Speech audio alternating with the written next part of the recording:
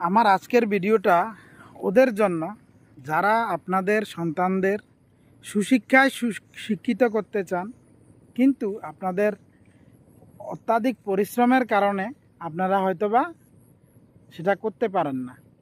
আপনারা মাসের শেষে আসলে কখন টিউশনের ফিস দিতে হবে, কখন স্কুলের ফিসটা পে করবেন, সেটা নিয়ে আপনাদের টেনশান হয় যে কীভাবে আপনারা কোথা থেকে আপনারা পেমেন্টগুলো কালেক্ট করবেন, সে নিয়ে আপনাদের অনেক টেনশান থাকে।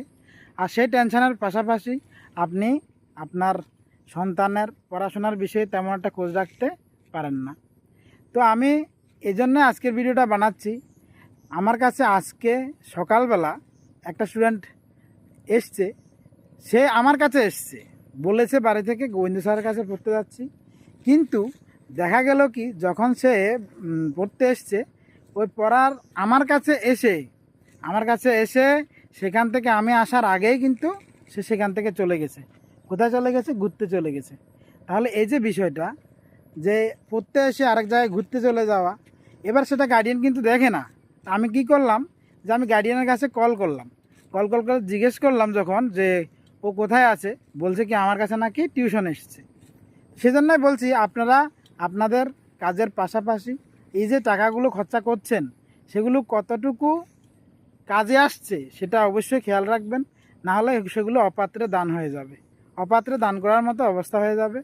তো কাজের পাশাপাশি অবশ্যই খোঁজ নেবেন, ও কী পড়ছে, রোজ কি পড়াশোনা দিচ্ছে, খাতায় গিয়ে একটুখানি হলেও চেক করবেন। আর আপনি যদি নাই পারেন, আপনার বাড়িতে অন্য মেম্বার যাই আছে, ওকে বলবেন এই বিষয়গুলো, যাতে ও চেক করে, রেগুলার ও চেকিংয়ের মধ্যে থাকে। তাহলে ওর মনেও একটা ভয় থাকবে যে আমরা এখান থেকে কিন্তু চুরি করতে পারবো না, মা বাবার থেকে কিন্তু আমরা লুকাতে পারবো না কোনো কিছু।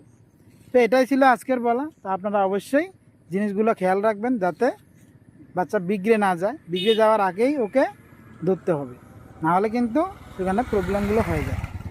তো কেন বলছি, এত কষ্ট করে মা বাবা, এত কষ্ট করে সন্তানদের মানুষ করার জন্য টাকা পয়সাগুলো খরচা করে, কিন্তু সন্তানরা সেটা বুঝে না। কিন্তু কি করার আছে বলুন? আপনি যতই বোঝাবেন ও বুঝবে না। তাই একটুখানি যদি আপনি ওর থেকে খোঁজ নিতে থাকেন, তখন দেখবেন ও কিন্তু আর সেগুলো করার সময় পাবে না বা চিন্তাও করতে পারবে না। তা আমি সেই জন্যই বলছি যে একটা টিচার কাছে যখন আসবে, সে 1 ঘন্টা 2 ঘন্টা, তারপর কিন্তু ও খালি হয়ে যাচ্ছে। তাহলে আপনারা কিন্তু সবসময় ওর সঙ্গে আছেন। আপনি যদি একটুখানি খেয়াল করেন, হয়তো বিষয়গুলো কিন্তু ক্লিয়ারেন্স হয়ে যাবে।